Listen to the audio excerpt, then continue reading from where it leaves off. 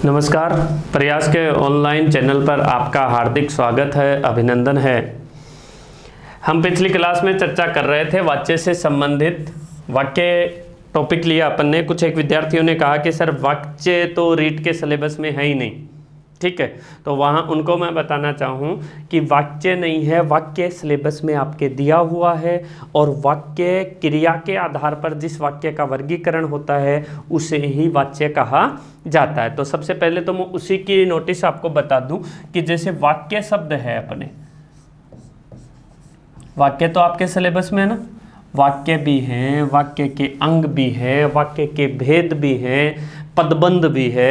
ये वाक्य के अंगों के अंतर्गत ही शामिल किए जाते हैं। अब वाक्य का जो वर्गीकरण किया जाता है वो वाक्य का वर्गीकरण होता है 3 आधारों पर। कितने आधारों पर? 3 आधारों पर होता है। कौन कौन से? क्रिया के आधार पर, क्रिया के आधार पर। दूसरा है अर्थ के आधार पर।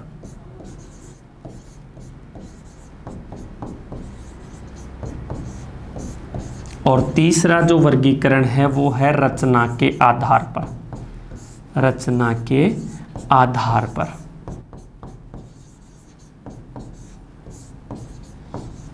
ठीक है साहब। अब क्रिया के आधार पर, अर्थ के आधार पर, रचना के आधार पर वाक्य सिलेबस में आपके दिया हुआ है। अब वाक्य दिया हुआ है तो वाक्य का वर्गीकरण तो अपने को अच्छे से पढ़ना ही पड़ेगा। अब क्रिया के आधार पर वाक्य को ही तो वाच्य कहते हैं। वाक्य को ही क्या कहा जाता है? वाच्य कहा जाता है। क्रिया के आधार पर जो वाक्य का वर्गीकरण किया जाता है उसे ही वाच्य कहा जाता है। अर्थ के आधार पर अलग हो गए, रचना के आधार पर अलग हो गए। पिछली परीक्षाओं के अगर आप लोगों ने पेपर देखे हैं तो अर्थ के आधार पर लगातार 15 वाली में, 18 वाली में, दोनों में प्रश्न पूछे गए हैं। अर्थ के आधार पर वाक्य कितने प्रकार के होते हैं, या फिर वाक्य में प्रश्न डाल करके पूछा गया, रचना के आधार पर पूछते ही हैं। उससे पहले अगर 2012 की चर्चा करें तो वहाँ पर रचना और अर्थ के आधार पर नहीं पूछ करके डायरेक्ट वाक्य के अंगों से प्रश्न पूछ लिया गया था। तो वाक्य टॉपिक लगभग प्रायकर पूरा ही है आपके, तो अपने को उससे संबंधित चीज पढ़ लेनी चाहिए। ऐसे मत सोचो कि साहब वाक्य तो इंडिविजुअल दिया हुआ ही नहीं है, कैसे पढ़े, क्यों पढ़े, क्यों समय बर्बाद करें, क्यों मोबाइल का डाटा खर्च करें, ठीक है ना। तो ये कोई सीन नहीं है। वाक्य जो है वो वाक्य का ही एक रूप माना जाता है। क्रिया के आधार पर जो वाक्य का वर्गीकरण किया जाता है उसे ही वाक्य कहा जाता है। उसके अलावा कुछ एक वाक्य थे जिनके अंतर्गत आया राम सो गया, राम सो गया, ठीक है। तो सो गया राम, तो सो जाने दो बेचारे को, ठीक है ना। मतलब इसमें इन्होंने, किसी ने पूछा है कि साहब इसमें कौन सा वाक्य है, तो मैंने आपको सबसे पहली चीज बताई कि राम सो गया है। सबसे पहले आप किसके पास जाओगे? कर्ता के पास जाओगे। कर्ता का लिंग वचन देखो, एक वचन पुरुष पुल्लिंग कारक शब्द है तो एक वचन को बहुवचन में बदलेंगे या फिर स्त्रीलिंग में बदलेंगे। तो सीता सो गई, ठीक है। बच्चे सो गए। क्रिया बदली या नहीं बदली? ठीक है, क्रिया बदल गई, इसका मतलब वाक्य क्या हो गया, वाच्य कैसा हो गया? कर्ता के अकॉर्डिंग बदल रही है, कर्ता को बदलते ही तो कर्तृवाच्य माना जाएगा। हमने चर्चा करी थी, जहां से अपन ने वीडियो छोड़ा, मैंने लिखा राम ने पत्र लिखा, राम ने पत्र लिखा। ये एक वाक्य दिया मैंने आपको और आपसे पूछा था कि ऐसा अगर वाक्य आ जाता है और इसमें पूछ लिया जाता है कि इस वाक्य में कौन सा वाक्य है, तो फिर अपन उत्तर कैसे दें। तो ध्यान रखना, जैसे मान लो ऑप्शन अगले ने दे दिए कर्तृवाच्य,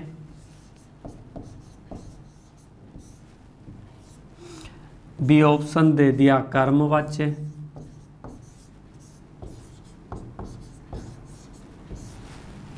सी ऑप्शन दे दिया भाववाच्य,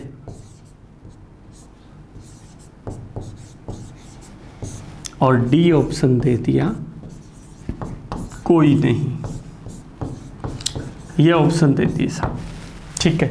अब हम जो ट्रेड अपन ने सीखा है, पढ़ने का जो तरीका सीखा है वाच्य की पहचान का, तो सबसे पहला तरीका क्या सीखा? सबसे पहले किसके पास जाएंगे अपन? कर्ता के पास जाएंगे। कर्ता का लिंग वचन देखा, कर्ता पुल्लिंग है, कर्ता एक वचन है तो कर्ता पुल्लिंग को स्त्रीलिंग कर्ता में बदलो और सीता बदल दिया, बहुवचन में बदलो तो बच्चों बदल दिया। ठीक है, अब आगे वाला ऐसे का ऐसा लिखो, सीता ने पत्र लिखा, क्रिया बदली क्या? नहीं बदली। बच्चों ने पत्र लिखा, क्रिया बदली? नहीं बदली। तो फिर अपन क्या करते हैं, जब कर्ता के अकॉर्डिंग क्रिया नहीं बदलती, कर्ता का लिंग वचन अपन ने बदल लिया, उसके अकॉर्डिंग क्रिया नहीं बदलती, तो फिर हम किसकी ओर जाते हैं? कर्म की ओर जाते हैं। तो कर्म यहाँ कैसा है? पत्र लिखा हुआ है। अब पत्र जो है, पत्र कर्म लिखा हुआ है। अब पत्र शब्द जो है वो पुल्लिंग द्योतक शब्द है। अब लिखने वाला ऐसी वस्तु या ऐसी चीज जिसका लिंग जो है वो स्त्रीलिंग हो या बहुवचन हो, तो अपन स्त्रीलिंग में बदलें इसको, तो लिखे राम ने पुस्तक लिखी। ठीक है, राम ने अनेक पत्र लिखे।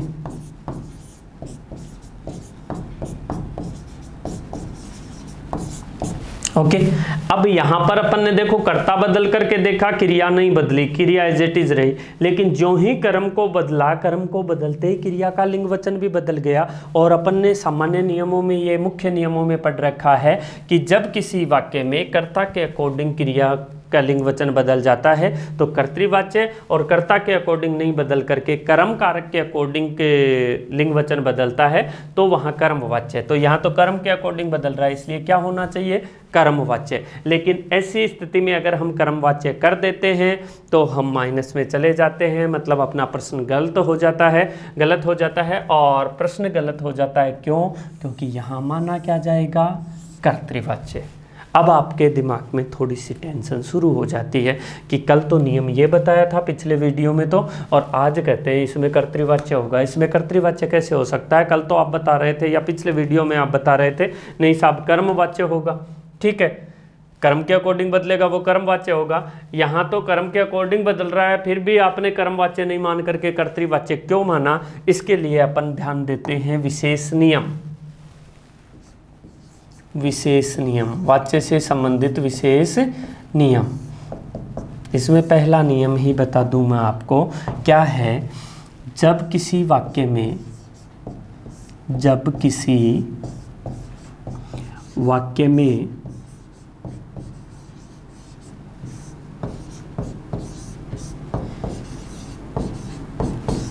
कर्ता कारक शब्द के साथ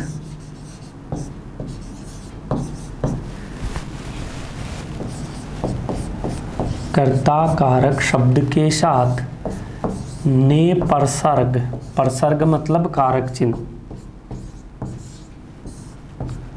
लिखा होता है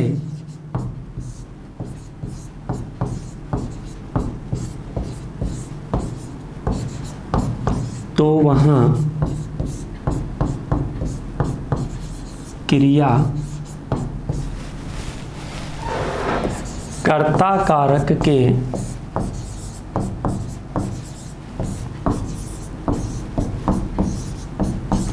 लिंग वचन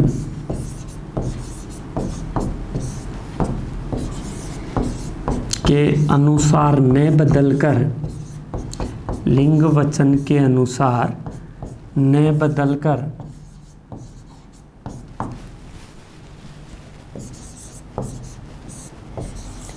कर्म कारक के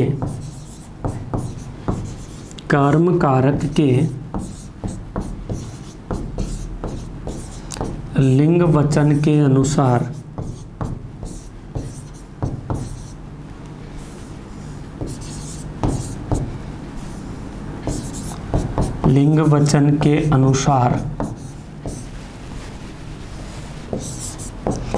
बदलती है, लेकिन ने परसर्ग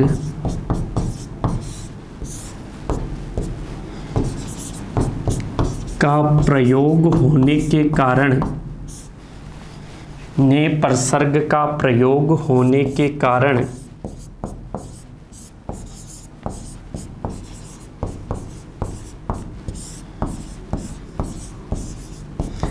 ऐसे वाक्यों में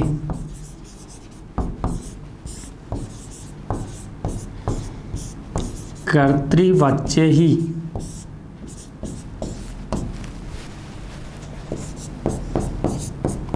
माना जाता है। ऐसे वाक्यों में कर्तृवाच्य ही माना जाता है।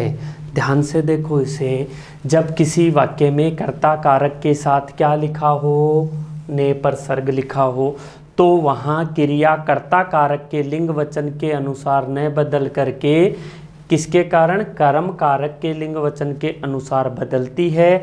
लेकिन ने प्रसर्ग का प्रयोग होने के कारण ऐसे वाक्यों में कर्तृवाच्य ही माना जाता है। यदि प्रयोग पूछ ले, देखो क्रिया का प्रयोग भी होता है, ठीक है, एक तो होता है कर्तृप्रयोग, एक होता है कर्मणि प्रयोग,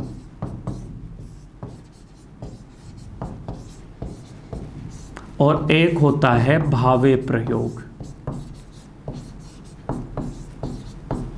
ठीक है, इसी प्रकार अपने वाच्य भी तीन ही हैं। कौन कौन से? कर्तृवाच्य, कर्मवाच्य और भाववाच्य। दोनों की स्थिति एक जैसी है, कर्ता के अनुसार लिंग वचन बदले, कर्तृप्रयोग और कर्तृवाच्य। कर्ता के अनुसार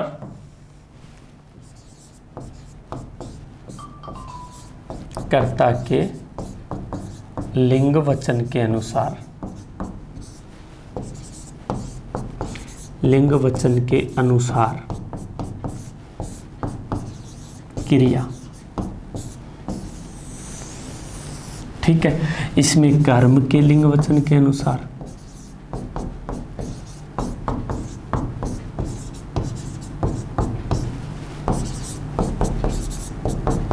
कर्म के लिंग वचन के अनुसार क्रिया,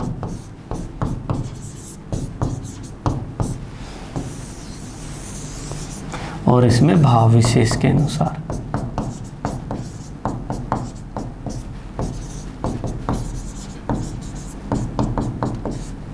ठीक है, अब जैसे मान लो मैंने एक वाक्य लिखा, राम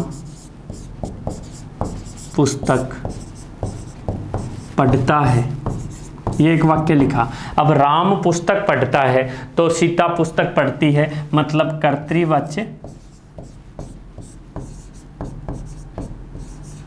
और कर्तृ ही प्रयोग। कर्ता के अनुसार ही क्रिया बदल रही है, कर्ता के अनुसार ही क्रिया का प्रयोग हुआ है, इसका मतलब कर्तृ प्रयोग ही है। लेकिन मैंने लिख दी राम ने पुस्तक लिखी, राम ने पुस्तक लिखी, तो यहां राम ने पुस्तक लिखी, ने प्रसर्ग आ गया ना, इसका मतलब वाच्य तो कर्मवाच्य हो गया। ने प्रसर्ग आने के कारण वाच्य तो कर्मवाच्य है, लेकिन फिर भी क्रिया कर्म के अकॉर्डिंग बदल रही है। कर्तृवाच्य, सॉरी, वाच्य तो कर्तृवाच्य है, क्योंकि कर्ता के तुरंत बाद क्या आ गया, ने प्रसर्ग आ गया। लेकिन अगर प्रयोग पूछे तो कर्मणि प्रयोग होगा। प्रयोग जो होगा वो तो कर्मणि है, लेकिन वाच्य यहां पर ने प्रसर्ग होने के कारण कर्तृ ही माना जाएगा। ठीक है, इसी प्रकार राम ने मोहन को पुस्तक दी, यहां पर ना तो कर्म के अकॉर्डिंग बदलेगा ना क्रिया के अकॉर्डिंग बदलेगा, तो प्रयोग क्या हो जाएगा, भावे प्रयोग, भाव विशेष के अनुसार प्रयोग, लेकिन वाच्य वही कर्तृवाच्य रहेगा। मतलब आपको तो एक चीज ध्यान रखनी है, कर्ता को बदलना है, लेकिन ध्यान रखना कर्ता के बाद अगर ने प्रसर्ग लिखा हुआ आपको मिल जाए तो आपको केवल और केवल वाच्य पूछे तो कर्तृ ही करना है। ठीक है, वाच्य कर्ता के बाद ने प्रसर्ग है तो वाच्य कर्तृ रहेगा, लेकिन अगर वाच्य ने पूछ करके प्रयोग पूछ ले तो प्रयोग वहां पर कैसा हो जाएगा, कर्म के अकॉर्डिंग क्रिया बदल रही है, इसका मतलब कर्मणी हो जाएगा। और अगर कर्ता और कर्म दोनों के अकॉर्डिंग नहीं बदले तो प्रयोग भावे हो जाएगा, भावे प्रयोग, और वाच्य कैसा रहेगा, कर्तृवाच्य। तो विशेष ध्यान रखना, कर्ता के बाद ने पर सर्ग लिखा हुआ हो, राधा ने गाना गाया,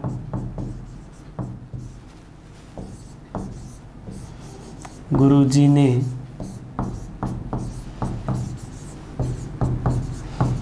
पुस्तक लिखी है,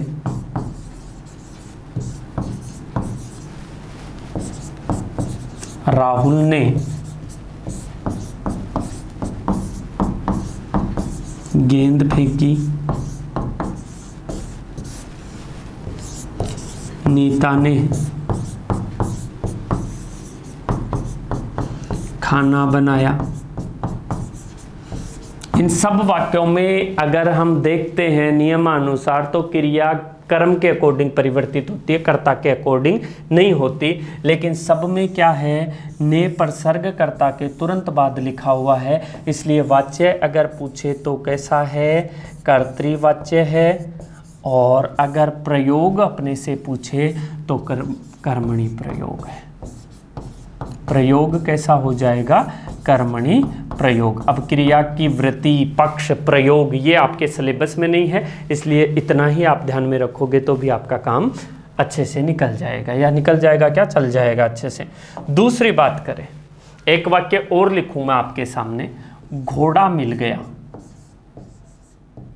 घोड़ा मिल गया कैसा वाच्य है बताओ, देखें। कर्तृवाच्य, कर्तृवाच्य, कर्मवाच्य, भाववाच्य या कोई नहीं। कर्तृवाच्य, कर्मवाच्य, भाववाच्य या कोई नहीं। अब आप देखो यहां पर गलती क्या करते हो, आपने सीधा देखा घोड़ा, ठीक है, घोड़ा मिल गया, कर्ता कौन है, घोड़ा। कर्ता कौन है, घोड़ा। बदलो, बदलेंगे तो घोड़ा की स्त्रीलिंग बना दो, घोड़ी मिल गई, ठीक है, घोड़े मिल गए। तो इन शब्दों में क्या होगा, अपने चेंज हो रही है क्रिया, गया, गई, गए, ठीक है। तो अपन सीधा क्या कर देते हैं, कर्तृवाच्य कर देते हैं। लेकिन ध्यान रखो, कोई भी वाक्य जो शुरू होता है, शुरू होने वाला शब्द कर्ता हो ये आवश्यक नहीं है। कुछ वाक्य ऐसे होते हैं जिनमें क्रिया जो होती है वो कर्ता के अकॉर्डिंग तो होती है, लेकिन कर्ता का प्रयोग ही नहीं किया जाता। मतलब कुछ वाक्यों में कर्ता का लोप करके कर्म कारक से क्रिया की शुरुआत कर दी जाती है। यहाँ मिलने का काम कौन कर रहा है, मिलना क्रिया है, मिलने का काम कौन कर रहा है, वो तो कोई और कर रहा है। ढूंढने का काम तो मिलेगा कब, जब ढूंढेंगे तब मिलेगा। अब ढूंढने की क्रिया कौन कर रहा है, कोई और कर रहा है, जिसका यहाँ कोई अता पता नहीं है। अगर मैं लिखता मुझे घोड़ा मिल गया है, मुझे घोड़ा मिल गया है, तब तो बात अलग हो जाती। लेकिन मैंने तो मुझे को तो हटा दिया, सीधा ही लिख दिया घोड़ा मिल गया, ठीक है। अब घोड़ा मिल गया तो घोड़ा मिल गया में क्या करें, घोड़ा करता थोड़ी है, मिलना क्रिया का फल पड़ रहा है घोड़े पर। क्या मिल गया, क्या से के उत्तर में जो आता है वो क्या होगा, कर्म होगा। तो क्या मिल गया, घोड़ा मिल गया, ठीक है। तो यहाँ घोड़ा क्या है, कर्म कारक है, यहाँ घोड़ा क्या है, कर्म कारक। और आप बदल किसको रहे हो, कर्म कारक को बदल रहे हो। कर्म कारक को बदलने से क्रिया बदल रही है, इसका मतलब वाच्य कैसा है, कर्म वाच्य है। अगर मैं ऐसे करता, घोड़ा दौड़ रहा है, घोड़ा दौड़ रहा है, तो यहां तो घोड़ा दौड़ने का काम कर रहा है, इसलिए घोड़ा कर्ता के रूप में आया है। लेकिन यहां घोड़ा जो है वो कर्ता नहीं है, यहां घोड़ा क्या है, कर्म कारक है। और कर्म कारक को परिवर्तन करने के कारण क्या होगा, कर्मवाच्य होगा। यहां तो क्या होगा, घोड़ा मिल गया में क्या होगा, कर्मवाच्य। क्यों, क्योंकि जिसे आप बदल रहे हो वो कर्ता नहीं है, वो क्या है, कर्म कारक है। लेकिन घोड़ा दौड़ रहा है, इसमें दौड़ने का काम कौन कर रहा है, घोड़ा कर रहा है। यहां पर घोड़ा करता है, इसलिए क्या हो जाएगा, कर्तृवाच्य हो जाएगा। तो ध्यान रखना, कुछ एक वाक्य ऐसे होते हैं जिनमें क्रियाकर्ता से वाक्यकर्ता से शुरू न होकर कर्म से शुरू कर दिए जाते हैं, और कर्म से शुरू होने के कारण क्या हो जाएगा, यहाँ पर कर्मवाच्य होगा। ये वाला वाक्य तो कर्तृवाच्य हो जाएगा, लेकिन ये वाला वाक्य क्या रहेगा, कर्मवाच्य रहेगा। आगे चर्चा करें। इसी प्रकार एक पिछली कुछ परीक्षा, शायद एलडीसी की परीक्षा थी, उसमें आया था ट्रक खाई में गिर गया। ट्रक खाई में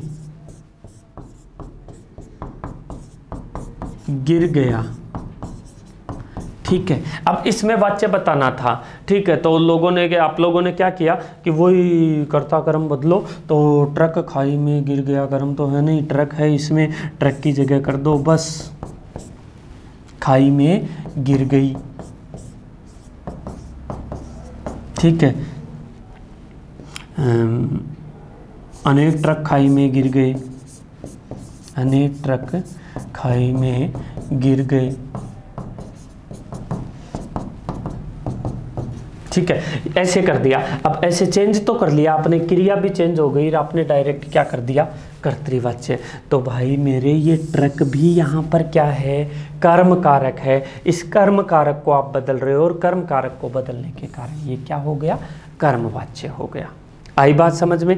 पहला विशेष नियम, कर्ता के तुरंत बाद अगर ने पर सर्ग लिखा हुआ हो तो वहाँ क्रिया कर्ता के अकॉर्डिंग नहीं बदलती है, किसके अकॉर्डिंग बदलती है, कर्म कारक के अकॉर्डिंग बदलती है। और ऐसा करने के बावजूद भी वहाँ पर कर्मवाच्य ने मान करके कर्तृवाच्य माना जाता है। क्यों, क्योंकि कर्तृवाच्य में क्या होता है, कर्ता के बाद ने पर सर्ग लगा होने के कारण कर्मवाच्य की प्रधानता नहीं होती। वाच्य कैसा प्रधान हो जाएगा, कर्तृ प्रधान वाच्य हो जाएगा। लेकिन प्रयोग पूछ लिया जाए तो फिर प्रयोग क्या हो जाएगा, कर्मणि प्रयोग हो जाएगा। दूसरा, वाक्य की शुरुआत अगर कर्ता से न होकर, कई वाक्य ऐसे होते हैं जिनमें कर्ता का लोप कर कर्म कारक से वाक्य की शुरुआत कर दी जाती है। ऐसे वाक्यों में यदि उस कर्म कारक को बदलने पर, जैसे घोड़ा मिल गया, ट्रक खाई में गिर गया, कर्म कारक को बदलने पर यदि क्रिया में परिवर्तन हो जाता है तो वहां कर्मवाच्य कर देना चाहिए। घोड़े वाला मैंने दूसरा उदाहरण इसलिए दिया था आपको कि कई बार विद्यार्थी यही सोच लेते हैं कि घोड़ा आ जाए तो कर्म करना है। जैसे घोड़ा गिर गया ना, ठीक है, घोड़ा गिर गया, ये उदाहरण अपन ने देख लिया। अब आप ये अनुमान नहीं लगाते हैं कई विद्यार्थी कि घोड़ा कर्म है, करता है, क्या है, बस रट लो, घोड़ा गिर गया इसका मतलब क्या है, कर्मवाच्य है। लेकिन अगला घोड़े को गिराता नहीं है, घोड़े को दौड़ा देता है, घोड़ा दौड़ता है। अब यहां घोड़ा क्या हो गया, कर्ता हो गया। तो कर्ता और कर्म का डिफरेंस सीखना है। तो जिस पर क्रिया का फल पड़ता है, क्रिया जिसे इफेक्ट करती है ना, ठीक है, तो क्रिया जिसको इस पर इफेक्ट करती है, जिस पर फल डालती है, वही क्या होता है, कर्म कारक होता है। जैसे मोहन पुस्तक पढ़ रहा है, तो पुस्तक पढ़ने पर मोहन की सेहत पर कोई असर पड़ेगा क्या, ज्ञान में वृद्धि हो सकती है, लेकिन उसके दिल डोल में वृद्धि कमी होगी क्या, नहीं होगी। लेकिन एक तो नई पुस्तक है, ठीक है, धीरे धीरे पढ़ोगे, उसे पढ़ने की क्रिया करोगे तो वो पुरानी होगी या नहीं होगी।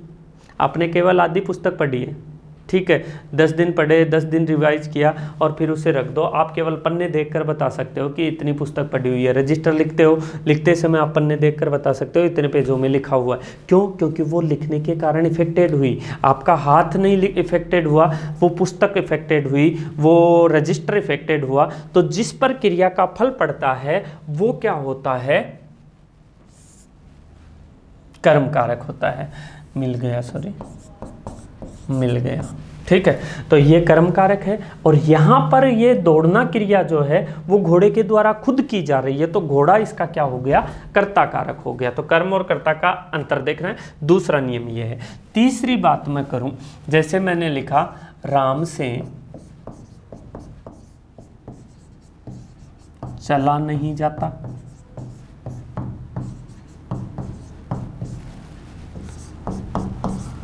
मोहन से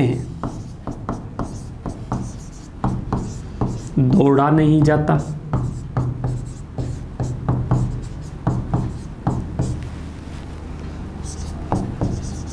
राधा से नाचा नहीं जाता।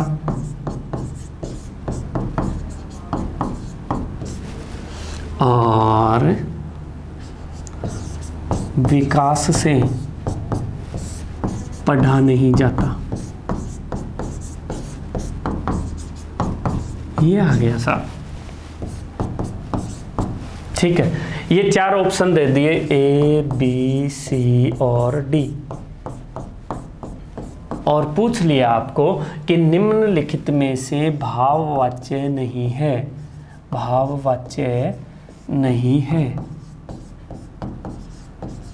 ओके, अब आप कई बार क्या करते हो, तैयारी करके जाते हो तो तैयारी में आप शॉर्ट ट्रिक अपनाने की कोशिश करते हो, और ये देख लिया कर्ता को बदल दिया कर्तृवाच्य, कर्म को बदल दिया कर्मवाच्य, और भाववाच्य में क्या होता है, से लिखा होता है और नहीं का प्रयोग होता है। बस ये देख लिया, ये पहचान देख ली कि से लिखा हो कर्ता के बाद में और नहीं लिखा हुआ वो क्या है, भाववाच्य है। लेकिन यहाँ अपन देखते हैं, यहाँ अपन देखेंगे तो से भी लिखा हुआ है और नहीं भी लिखा हुआ है। से का प्रयोग, नहीं का प्रयोग, से नहीं, से नहीं, से नहीं। अब क्या करोगे, आपने जो ट्रिक याद करी है, आपने जो ध्यान दिया है, वो ध्यान तो कंप्लीट हो गया, चारों में ये है। यहाँ पर तो फिर भी आपका दिमाग अभी तक हैंग नहीं हुआ, आपका दिमाग अभी तक हैंग नहीं हुआ है। आप इस पर विचार करोगे और हो सकता है विचार करने से आपके दिमाग की बत्ती जल जाए और प्रश्न सही हो जाए। लेकिन अगर ऐसा आ जाए, दूसरा ऑप्शन मैं दे दूं, मोहन से नहाया नहीं जाता।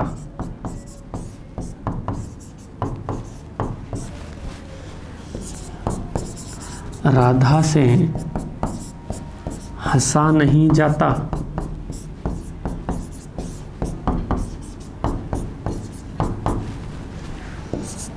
नरेंद्र से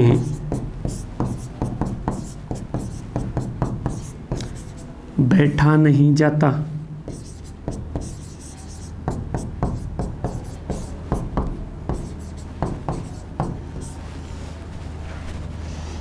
और गौतम से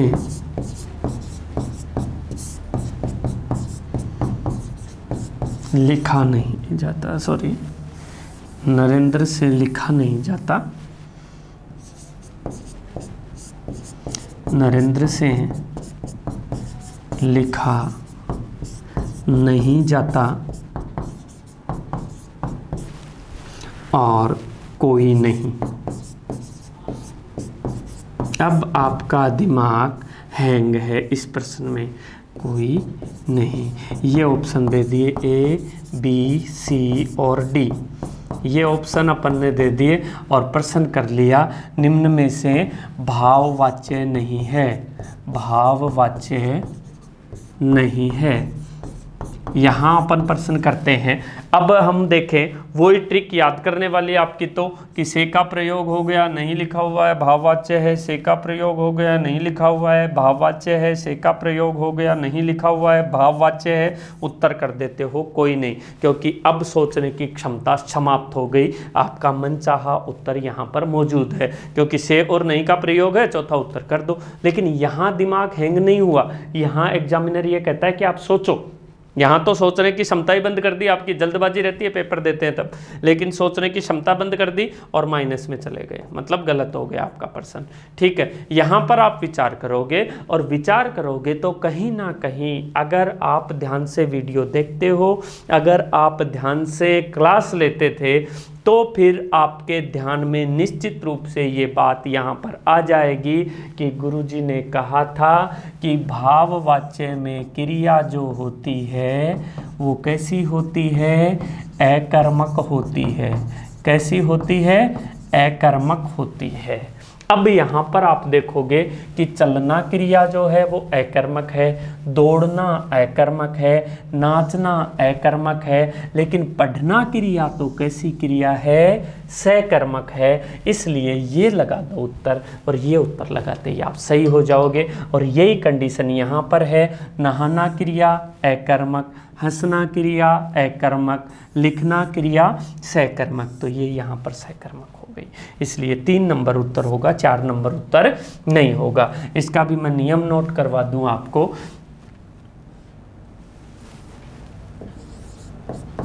भाववाच्य में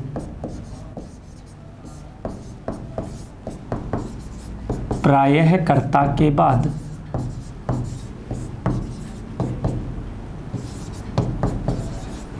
से शब्द लिखा होता है,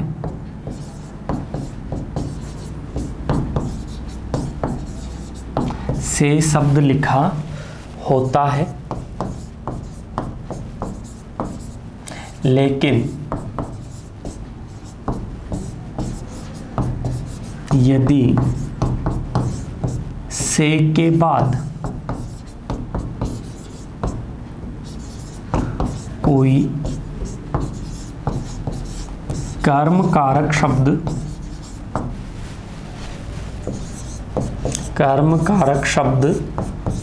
लिखा हो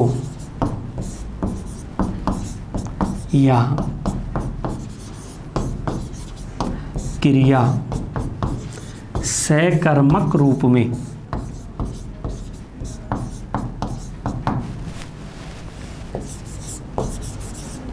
प्रयुक्त हो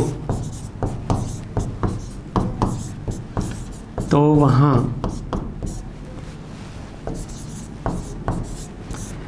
कर्मवाच्य मानना चाहिए, माना जाता है, क्योंकि भाववाच्य में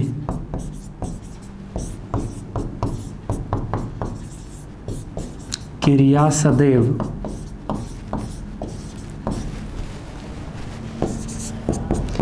अकर्मक रूप में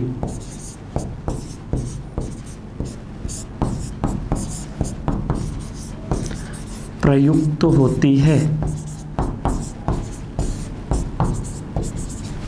ओके, भाववाच्य में प्रायःकर्ता के बाद से शब्द लिखा होता है, लेकिन ध्यान रखना है यदि से के बाद, किसके बाद, से के बाद कोई कर्म कारक शब्द लिखा हो या क्रिया सकर्मक रूप में प्रयुक्त हो रही हो तो वहां कर्मवाच्य माना जाता है, क्योंकि भाववाच्य में क्रिया सदैव कैसी होती है, अकर्मक रूप में प्रयुक्त होती है। कैसे, जैसे मान लो राम से पुस्तक नहीं पढ़ी जाती,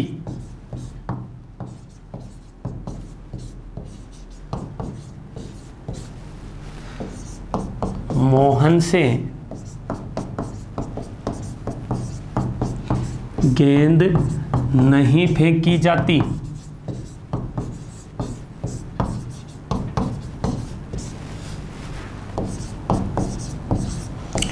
राहुल से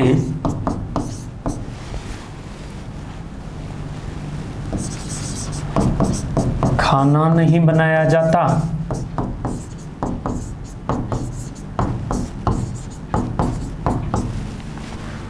और सीता से चला नहीं जाता।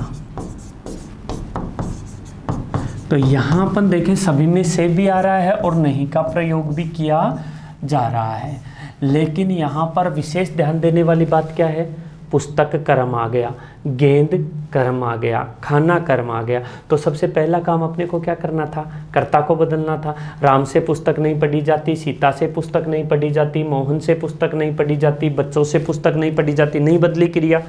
मोहन से गेंद नहीं फेंकी जाती, बच्चों से गेंद नहीं फेंकी जाती, सीता से गेंद नहीं फेंकी जाती, नहीं बदली क्रिया। राहुल से खाना नहीं बनाया जाता, मोहन से खाना नहीं बनाया जाता, बच्चों से खाना नहीं बनाया जाता, या फिर सीता से खाना नहीं बनाया जाता। क्रिया में कोई परिवर्तन नहीं हुआ, किसके अकॉर्डिंग, कर्ता के अकॉर्डिंग। तो कर्तृवाच्य तो हो नहीं सकता। कर्तृवाच्य नहीं होगा तो फिर किसके पास जाओगे, कर्ता के, कर्म के पास।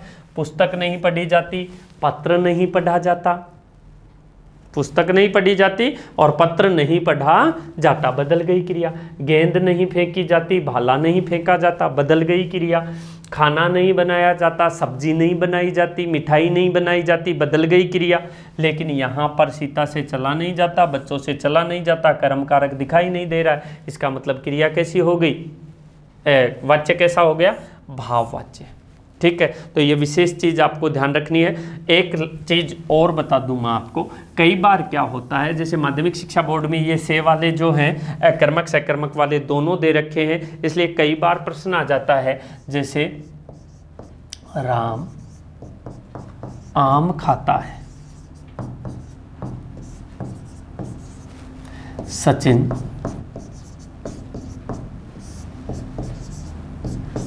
क्रिकेट खेलता है,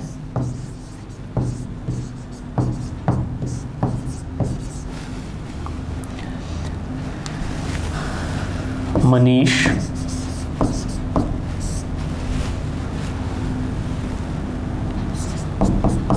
सो रहा है और गौतम से पढ़ा नहीं जाता। ठीक साहब, अब आपसे ये 4 ऑप्शन देकर ये पूछ लिया जाए कि भाववाच्य कौन सा है, भाववाच्य कौन सा है। मान लो प्रश्न की प्रकृति ही ऐसी आ जाए कि भाववाच्य कौन सा है, तो वास्तव में अगर देखा जाए तो इनमें कोई भी भाववाच्य नहीं है, क्योंकि राम आम खाता है, सीता करते सीता आम खाती है, बच्चे कर दो बच्चे आम खाते हैं, चेंज हो गई। तो ये तो क्या हो गया, कर्तृवाच्य हो गया। क्या हो गया, कर्तृवाच्य।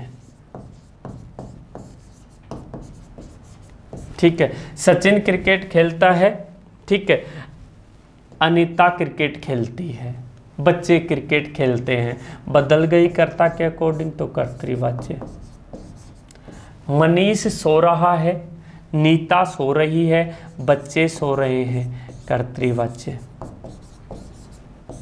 गौतम से पढ़ा नहीं जाता, अब यहाँ पर होना तो कर्मवाच्य चाहिए ये, क्योंकि पढ़ना क्रिया कैसी है, सकर्मक। कुछ ना कुछ तो वाक्य को पूर्ण करने के लिए क्या किया जाएगा, यहाँ पर काल्पनिक कर्म की कल्पना की जाएगी, और काल्पनिक कर्म स्त्रीलिंग पुल्लिंग में कुछ भी लिख सकते हो, पत्र या पुस्तक, और पत्र या पुस्तक लिखते ही भाववाच्य कैंसिल हो गया, कर्मवाच्य हो गया। लेकिन और कोई ऑप्शन ही नहीं मिल रहा अपने को। हालांकि प्रश्न आगे जाकर डिलीट हो सकता है, लेकिन अपने यहाँ से, अपने एंड से इस प्रश्न के अकॉर्डिंग जो उत्तर करके आएंगे वो ये करके आ जाएंगे, क्योंकि फर्स्ट आंसर की में यही उत्तर माना जाएगा। फिर आप लोग जैसे मान लो कोई रिट लगाता है, कोई गलत करके आ जाता है, फिर उसे पता चलता है कि नहीं ये तो मेरा गलत हो गया, लेकिन प्रश्न डाउटफुल है, ठीक है, रिट लग सकती है, तो रिट एनसीईआरटी पुस्तक के अकॉर्डिंग आप लगा सकते हो।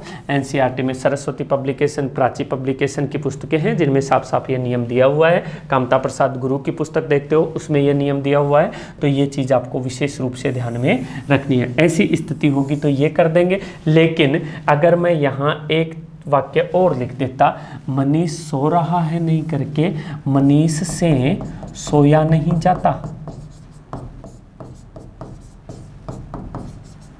ये दे देता, तो से और नहीं दोनों का प्रयोग हो रहा है, लेकिन यहाँ सोना क्रिया अकर्मक है, यहाँ सकर्मक हो गई, इस कारण ये उत्तर हो जाता। भाववाच्य कौन सा है, मनीष से सोया नहीं जाता। तो अब यहाँ पर अपने भाववाच्य वाला टॉपिक कंप्लीट होता है। एक विशेष तथ्य और बता दूं मैं आपको, कई बार वाच्यों में क्रिया का प्रयोग पूछ लिया जाता है।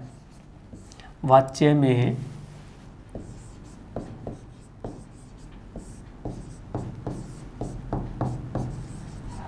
क्रिया, ओके, वाच्य में क्रिया, तो वाच्य कौन कौन से हैं अपने, कर्तृवाच्य,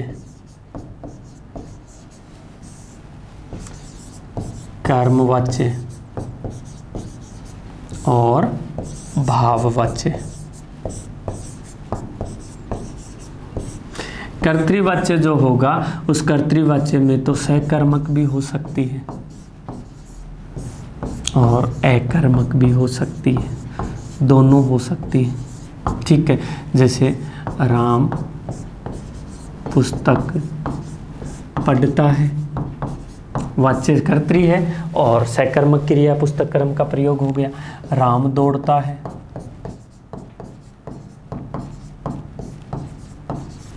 क्रिया तो अकर्मक है दौड़ना, लेकिन वाच्य कर्तरी है क्योंकि सीता दौड़ती है। हो गया ना चेंज। तो सकर्मक और अकर्मक दोनों क्रियाएं प्रयुक्त होती हैं। कर्मवाच्य में केवल सकर्मक क्रिया होगी क्योंकि कर्म का आधार बनेगा बदलने के लिए, ठीक है, कर्म का होना आवश्यक है, केवल सकर्मक।